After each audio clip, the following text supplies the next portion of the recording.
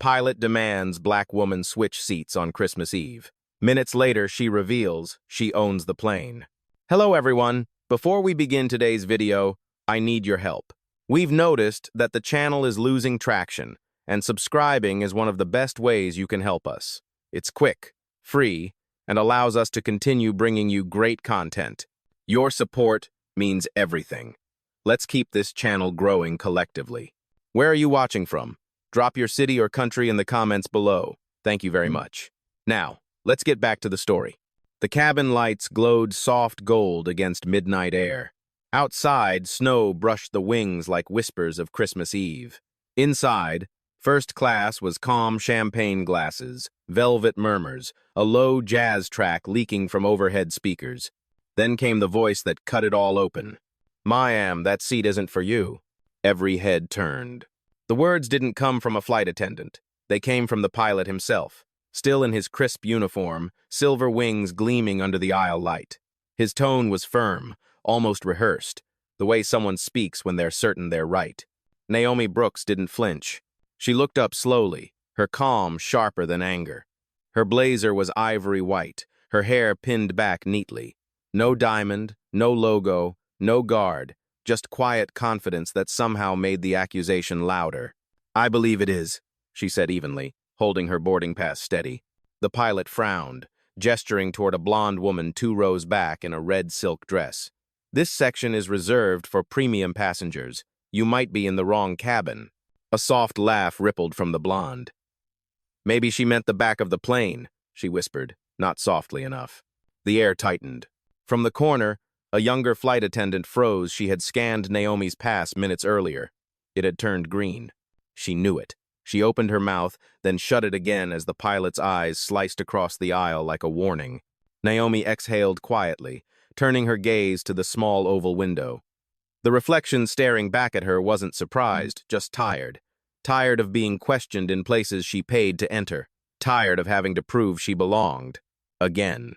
The pilot stepped closer, lowering his voice. "Look, ma'am, it's Christmas Eve. Let's not make this difficult. Please move before boarding finishes. Gob. He's in now it is in grade bozed." The word please wasn't kindness, it was command. Before we continue, where are you watching from? Drop your city or country in the comments below. And if you believe in dignity and justice, hit like and subscribe. These stories spark change, and we're glad you're here. Now, back to Naomi. She didn't move, didn't blink. Instead, she placed her ticket flat on the tray table, first class, seat 2A, paid in full, verified. "I'll stay right here," she said quietly. The pilot's jaw flexed. Behind him, the blonde woman muttered, "This is ridiculous." Her companion nodded, sipping wine like it was theater.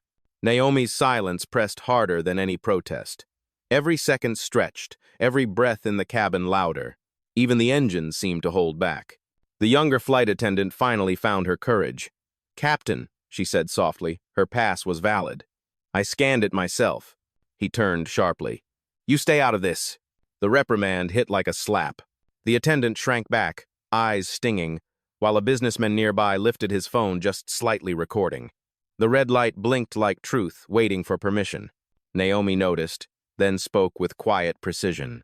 "No videos, please. Let's handle this with words, not lenses." That calm command silenced even the whispers. The pilot took a slow step forward, pointing a single finger toward her. "I'm asking one last time. Is it Dovo, upside Ben?" And in that gesture, the finger, the tone, the uniform lay every echo of assumption she'd ever faced. At 23, she'd been denied a promotion because she didn't look like leadership. At 30, mistaken for an assistant at her own board meeting. At 42, now worth billions, still told to move. Naomi looked up, steady. "You're not asking," she said softly. "You're ordering." The cabin's hush deepened. Outside, snow traced the windows like veins of light. Inside, something heavier than weather began to gather, an invisible storm of arrogance meeting its quiet reckoning. The pilot's radio crackled faintly from his shoulder. "Captain Pierce, status?" a voice asked. He ignored it.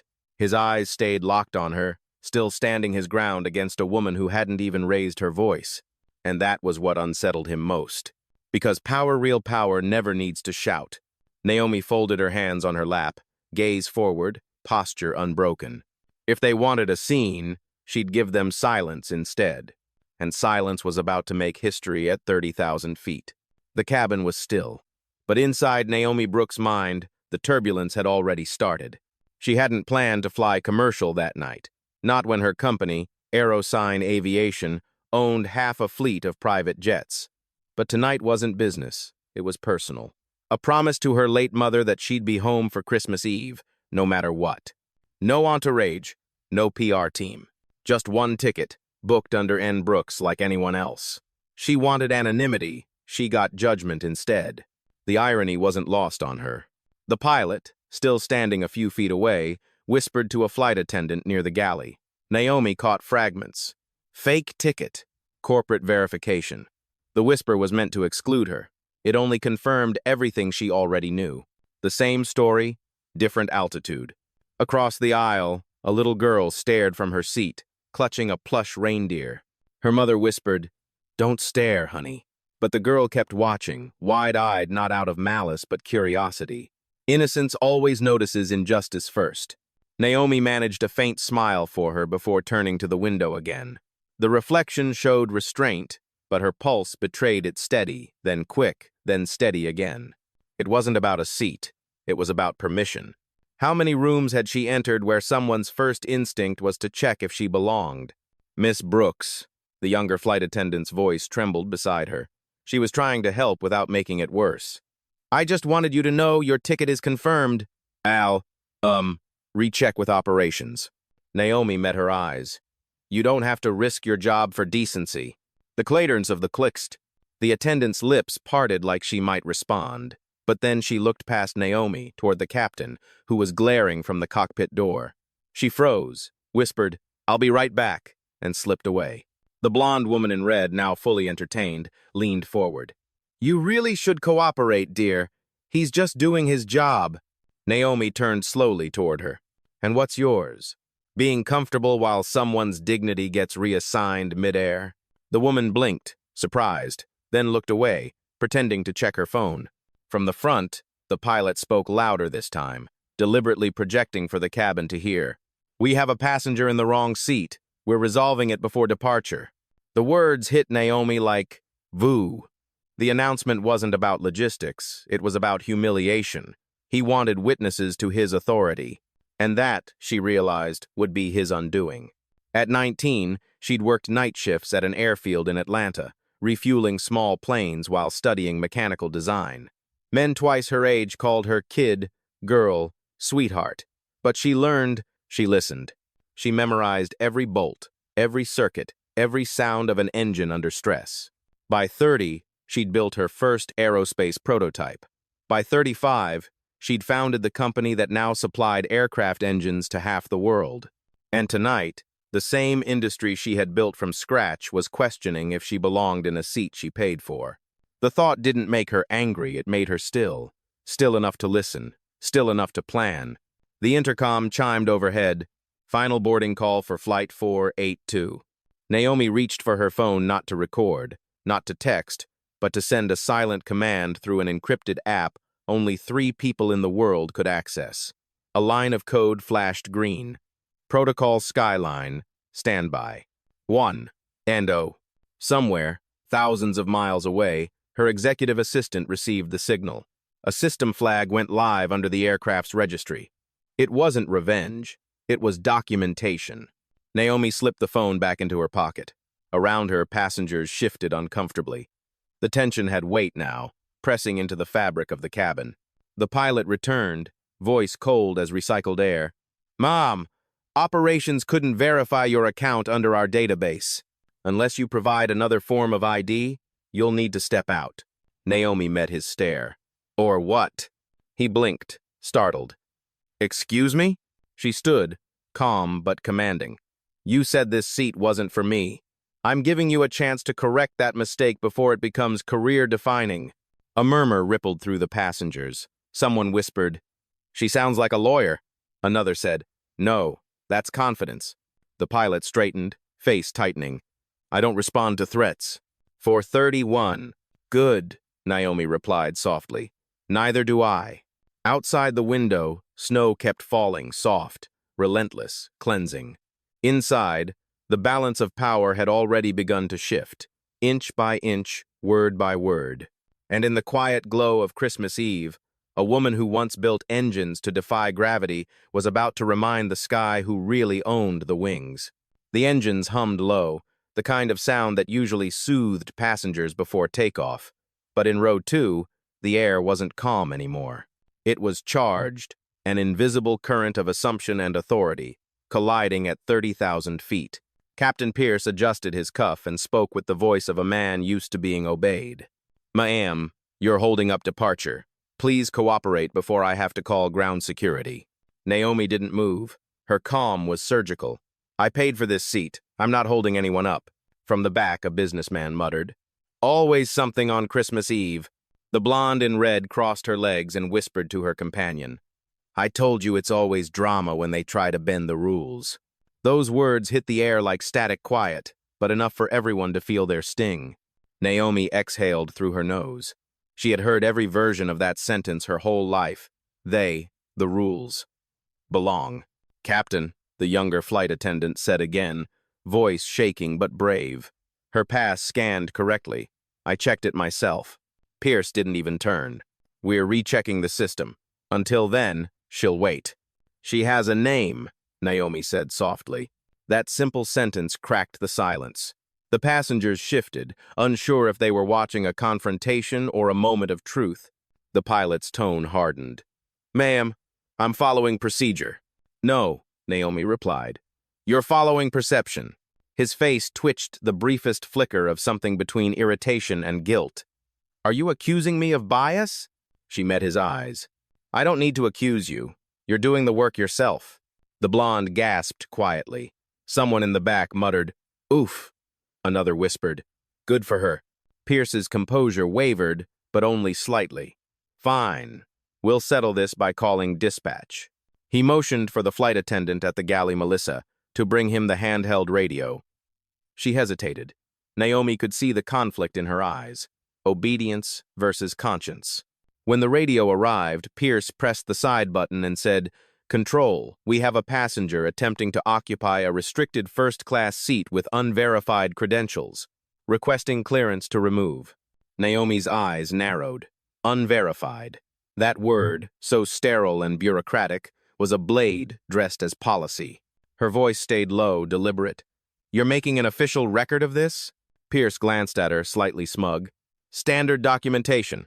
Good, she said, nodding slowly. Because documentation reveals patterns, and patterns reveal truth.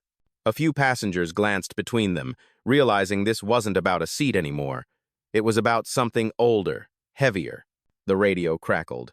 Copy that, Captain. Hold position until we confirm passenger ID. Pierce smirked.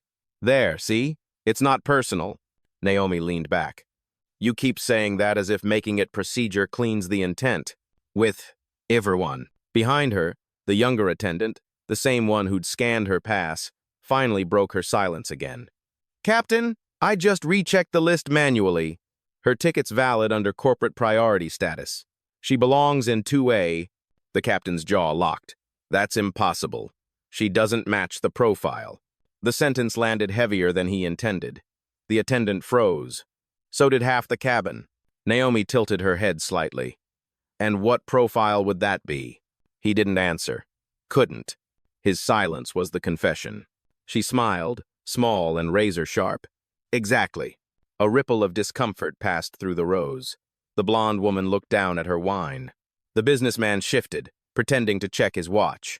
The illusion of civility was cracking, inch by inch. Naomi turned toward the window again. Outside, snow clouds drifted past the wing like ash. Her reflection stared back, steady, unbothered, unstoppable. This wasn't her first confrontation. But something about tonight felt different. Maybe it was the holiday, or maybe it was the way the captain's authority trembled beneath the weight of his own bias. Either way, she knew one thing. The storm wasn't outside. It was right here, in this cabin. The intercom chimed again. Ladies and gentlemen, we'll experience a brief delay. Gasps, groans, whispers. Naomi said nothing, She'd learned long ago that silence isn't surrender, it's preparation. The younger attendant approached quietly, leaning in. "Mom, should I?" Naomi cut her off gently. "No, let him finish the performance." Her tone wasn't bitter. It was measured, almost clinical, like an engineer letting a faulty engine overheat before shutting it down permanently. From the cockpit, Pierce barked, "Security will meet us on the jet bridge if she refuses." Naomi closed her eyes, just for a moment, and breathed. She wasn't angry. She was calculating. The plane hummed, the lights dimmed slightly for taxi prep, and every heart in that cabin beat to one rhythm: anticipation. Because before this night ended, they'd all learned that the woman being ordered to move didn't just buy her ticket. She built the wings they were flying on. The tension in the cabin had become physical, now dense enough to taste, thin enough to cut. Every breath came out measured. Every whisper carried risk. Naomi sat still, her hands folded over her lap, while Captain Pierce stood by the aisle phone, his voice sharp and low as he argued with operations. The blonde in red scrolled through her phone, pretending to be uninvolved, but her smirk betrayed curiosity. The younger flight attendant, Aaron, hovered by the galley, staring down at the crew tablet that still displayed Naomi's boarding confirmation glowing green. Her pulse raced. She knew the truth. But truth on an airplane could cost you your job. Pierce turned, voice clipped. "Control can't verify her account in the partner system. That's enough for removal." Erin's throat tightened. She heard the line again. "That's enough for removal." The same phrase she'd been trained to accept without question. But not tonight. Naomi's eyes flicked toward her. No words, just calm invitation. Erin looked back, saw not defiance but grace, and something inside her finally snapped. "Captain," she said aloud. Pierce stopped mid-sentence. "Not now." But she didn't stop. Her voice trembled at first, then steadied with purpose. "Sir, I was the one who scanned her pass. It cleared. Priority passenger under corporate protocol. The system recognized her instantly." Heads turned. The cabin leaned in. Pierce's eyes narrowed. "You must have misread it." "I didn't." Erin's hand shook, but she held her ground. "Her ticket is valid. You're about to remove a verified passenger." The captain took a step closer. "You're out of line, miss." Naomi watched in silence, studying him the way a scientist studies a specimen under stress. She didn't need to interfere, not yet. Truth was doing the work for her. "Sir," Erin said, quieter now but unshaken, "I respect the uniform, but respect isn't obedience when something's wrong." A murmur rose from the passengers. One man whispered, "She's right." Another said, "Finally, someone's saying it." The blonde woman in red rolled her eyes. "Can we just take off already?" Naomi's voice cut softly through the noise. "You can't take off when the plane's still grounded in ignorance." It wasn't shouted, but it carried like thunder. Pierce turned toward her, fury tightening every line of his jaw. "Enough! You're disrupting a federal flight." "Disruption," Naomi said, "isn't caused by those who speak truth. It's caused by those who silence it." For a second, nobody breathed. Even the hum of the engine seemed to fade beneath her words. Erin's courage faltered under the captain's glare, but Naomi's calm steadied her like ballast against wind. The younger woman straightened, clutching the crew tablet. "I'm calling HQ myself," she said. "You'll do no such thing," Pierce barked. "Hand that over." Passengers gasped as he reached for the tablet. Erin instinctively stepped back. Naomi rose, slow and deliberate, her blazer catching the cabin light like porcelain steel. "That's enough," Naomi said. Her tone didn't rise, it deepened. The pilot froze mid-motion, startled by the authority in her voice. Something about it didn't sound like a passenger. It sounded like command. Erin hesitated, then held the tablet out not to the captain, but to Naomi. "Ma'am," she whispered. "It's all here. The verification, the signature code, the registry ID." Naomi accepted it, scanning the screen once, twice. Her expression didn't change, but the quiet around her shifted from patience to certainty. "Thank you, Erin," she said. "Don't thank her," Pierce snapped. "She's violating crew protocol." Naomi looked up at him. "And you're violating human decency." The blonde scoffed. "Oh, please, she's making this a race thing." Naomi turned her gaze slowly, deliberately. "No," she said. He made it that when he decided what profile belonged in first class. Gasps. Someone whispered. She heard that? Yes, she had heard every word. From the cockpit doorway, a senior flight engineer peeked out, trying to gauge the situation. He caught Naomi's eyes for a split second and recognized her. The face from the company's annual shareholders gala. The founder who'd once given a speech about building dignity into every design. He froze pale. Naomi noticed, but didn't expose him. Not yet. Pierce crossed his arms. You've caused enough of a scene, ma'am. I'll have security waiting once we land. Landing implies you'll even take off, Naomi said. But for that, Captain, you'd need clearance from the aircraft's registered owner. He frowned, confused. And what does that have to do with? Her phone buzzed once in her pocket. A silent message flashed. Protocol Skyline confirmed. Ownership verification live. Naomi looked up. Everything. The screen of Aaron's tablet blinked the registry update visible to everyone nearby. Line by line, new data appeared. Aircraft owner, Brooks Holdings, Aerosign Aviation. A hush swept the cabin. Aaron's lips parted. The engineer by the cockpit stiffened fully. Naomi stood straighter, her presence expanding like quiet gravity. Now, she said gently, shall we continue this conversation with the truth in the room? The blonde whispered, Oh my God. The captain's face drained of color. Outside, snow blurred against the window like static on an old screen, and inside, every person on that plane realized the woman they had just doubted didn't only belong in that seat. She owned the sky above it. The cabin's air had changed again, from judgment to disbelief. Yet, for Captain Pierce, disbelief twisted into defiance. He wasn't ready to surrender control, not to anyone, and especially not to her. Naomi still stood, calm, collected, while the crew tablet in her hand glowed with proof. Ownership Registry, Aerosign Aviation Holdings, Naomi L. Brooks. It was right there, in black and white. Pierce stared at the screen, then laughed once, short, forced, desperate. You think a data glitch makes you special? I've seen fakes before. It's... Bye, Aaron's voice cracked. Captain, this isn't a glitch. He raised a hand. Enough. The sound was sharp, final, and full of the same arrogance that had shadowed Naomi her entire life. Passengers whispered in low tones, phones half raised, uncertain if they were witnessing a scene or a reckoning.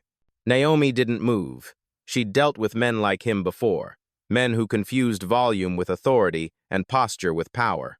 But there was something about the moment, the quiet before his next words, that reached deeper than anger. He leaned in, voice low and venomous. You people always find a way to play victim. Let me be clear. You're done here. The words struck like cold steel. You people. The old, familiar dagger wrapped in a modern uniform. The passengers froze. Even the engines seemed to hesitate. Naomi's heartbeat slowed. It wasn't fear. It was memory. Suddenly, she wasn't in that airplane anymore. She was 22 again, standing in an airport security line in Houston, holding her first corporate badge. The guard had told her, "Step aside, ma'am. This lane's for executives only." She'd smiled, showed her ID, and the guard had still said, "Then where's your boss?" The same humiliation, the same disbelief, repeated across years, across rooms. Now, decades later, it had followed her to the sky. Back in the cabin, Aaron's breath hitched. "Captain, please." But he was already reaching for Naomi's boarding pass. He snatched it from her tray table, tearing it in half with one clean motion. The sound echoed through first class like a rip in civility itself. A passenger gasped. Someone whispered, "He didn't just do that." Naomi blinked once, slow and deliberate. "That," she said softly, "wasn't just paper. That was proof, and you just destroyed it." "Dues?" Pierce straightened, his authority brittle. "I'm protecting this flight from fraud." "No," Naomi said, eyes sharp as glass. "You're protecting your pride." Her voice didn't rise. It didn't need to. Every syllable carried the weight of history. Not just hers, but generations of women who'd been told to move, to wait, to apologize for existing, where power didn't expect them. Aaron's voice shook. "Captain, you can't just—" "Step away," he barked. But she didn't. I won't. My claws moles. The moment cracked open like thunder. Passengers were filming now, openly. A man in 3C whispered, "This is going viral." Another said, "This is beyond wrong." Pierce turned toward the cockpit, muttering into his radio, "Request immediate removal on landing." Naomi stayed perfectly still, then spoke with that same unnerving calm. "You should stop recording false reports, Captain. Corporate security hears every word transmitted from this cabin." He blinked. "What are you talking about?" Her phone buzzed once, a single vibration. Then came the voice, faint but clear through her earpiece. "Protocol Skyline active. All communications logged." Naomi looked up, eyes steady. "I'm talking about accountability." A flicker of panic crossed his face, though he tried to mask it. "You can't threaten me with corporate tech." "I don't need to," she interrupted gently. "You're doing the job for me." Revelins. For a long moment, there was silence, the kind that demands attention. Outside, snow streaked across the window in slanted silver lines. Inside, the passengers could feel something shifting, not just the mood, but the balance of power itself. Pierce finally exhaled, jaw tightening. "You think you can ruin me?" Naomi tilted her head. "I don't ruin people, Captain. They do that themselves." The line landed like a gavel. Erin closed her eyes, whispering under her breath, "God help him." Tech to visit. Naomi took a slow step forward, placing the torn ticket pieces on the seat beside her. 10 years ago, I built a company to prove that the sky belonged to everyone," she said quietly. "Tonight, you reminded me why that mission still matters." Pierce opened his mouth, but no words came out. The control he'd clung to had vanished, along with the illusion of superiority. Naomi looked around the cabin, meeting every set of eyes watching her. "What you just witnessed isn't rare," she said. "It's routine. And that's the tragedy." Her tone softened, almost tender. "But not tonight." Then, as if on cue, her phone chimed again, a single notification lighting up her screen. "Aerosign Legal Division. Real-time transcript initiated." Naomi smiled faintly. "Because tonight," she whispered, "the system listens to me." And for the first time, the captain looked afraid. The cabin had gone silent, no words, no coughs, just the static hum of engines idling at the gate. Everyone had seen it. The ripped ticket, the insult, the arrogance. What they hadn't seen before tonight was what power looked like when it didn't need to shout. Naomi Brooks didn't move for several seconds. She stood there, framed in the soft amber light of first class, snow streaking down the oval window beside her like liquid glass. Her phone vibrated once, silent, discreet, deliberate. She pressed her thumb against the side of the screen, and somewhere, far from this plane, Protocol Skyline came fully online. Pierce's voice cut through the quiet, sharp, and defensive. "You can't just stand there and act like you run this flight." Naomi looked at him, calm, certain. "Captain, I don't run your flight. I own your aircraft." The words fell like thunder masked in silk. A few passengers gasped. One whispered, "Wait, what?" Erin, still clutching the crew tablet, glanced down and saw an alert banner flashing across the screen. "Aerosign ownership verification. Active. All systems under internal audit." Pierce blinked, then forced a laugh that sounded brittle. "You think some app changes who's in command?" Naomi slipped the phone into her blazer pocket. "Command ends where misconduct begins." She turned toward Erin, her tone softening. "Miss Linton, would you please contact Ground Dispatch? Inform them this aircraft is under direct audit from corporate compliance." Erin hesitated, glancing nervously at the captain. "I can't." "Yes, you can," Naomi interrupted gently, "because it's the truth, and truth outranks fear." The words seemed to steady Erin. She lifted her radio. "Ground Dispatch, this is Flight 482. Request verification corporate audit code just went live under ownership registry." Static.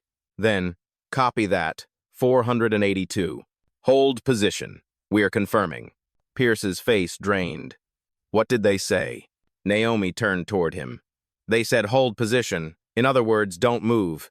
He clenched his jaw. "You can't issue orders on my flight." She smiled faintly. "I didn't have to. You just followed them." From behind, a passenger whispered, "Oh my God, she's serious." Another murmured, "This is history." Naomi took a slow breath. The rhythm of the engines thudded beneath her feet, steady and patient. "You know," she said softly, "when I started my company, people told me women like me would never be trusted to fly, let alone build planes. They said we didn't look like leadership, didn't sound like command." She paused, eyes flicking toward the cockpit door. "But tonight, Captain, you've proven something I already knew. Bias flies faster than any jet, and it crashes harder, too." Pierce's hand hovered near his radio, as if holding on to the last symbol of authority he had left. "You're out of line." "No," Naomi said. "You're out of altitude." The line hit him like turbulence. Even the passengers in row one shifted, watching the slow dismantling of power unfold in real time. Aaron's radio crackled again. "Dispatch to 482 confirmed. Aircraft under audit by Aerosign Holdings. All internal communications now monitored." The captain's composure shattered. "Monitored? You can't." Naomi cut in, her tone gentle but lethal. "Oh, I can. Because the systems you rely on, every bolt, every circuit, every encrypted signal were designed by my engineers." Her words didn't roar. They landed like a verdict. He stared at her, blinking hard. "This isn't how protocol works." Naomi took a step closer, her voice low enough for only him to hear. "Then maybe it's time we rewrite protocol." Number 4. A single chime sounded through the cabin Aaron's tablet, lighting up with new text. "Corporate audit initiated. Log every verbal exchange. Tag keywords. Unverified passenger, profile, fraud." Passengers started murmuring. Someone whispered, "She's turning this into a live case." Another said, "Good. Let them all see." Pierce turned toward the cockpit, desperate. "Lock the cabin. No one leaves until." The intercom chimed again. A calm, synthetic voice replaced his authority. "Attention crew. Internal audit in progress. Compliance verification recording active." He froze. Naomi finally sat back down, crossing her legs, her tone soft but final. "Now, Captain, why don't you finish your pre-flight checklist? You're going to need every ounce of professionalism you have left." He didn't reply. He just stood there, caught between rage and realization as the weight of the moment settled. Naomi folded her hands on her lap and looked out the window again. The snow had stopped falling, and the tarmac lights glowed like constellations. Her voice dropped to a whisper meant only for herself. "This isn't about revenge," she said. "It's about repair." And for the first time that night, even the engines seemed to hum in agreement. For a long, fragile moment, no one spoke. The only sound came from the ventilation system, whispering through the cabin like a heartbeat. Every face turned toward Naomi, the woman who hadn't raised her voice once, yet now commanded the air itself. Captain Pierce stood rigid, jaw tight, eyes darting from the glowing tablet to the crew around him. Aaron's hands shook as she held the device, showing the undeniable truth. Aircraft owner, Aerosign Aviation Holdings, Naomi L. Brooks. He tried to speak, but the words stuck in his throat. This can't be." Naomi rose slowly, the seatbelt light above her blinking like a pulse in sync with her calm. "You've spent the last 20 minutes doubting who I was," she said, "but you never once asked what I've built." The blonde woman in red turned pale. "You mean—" "Yes," Naomi said softly. "I own the plane you're sitting on."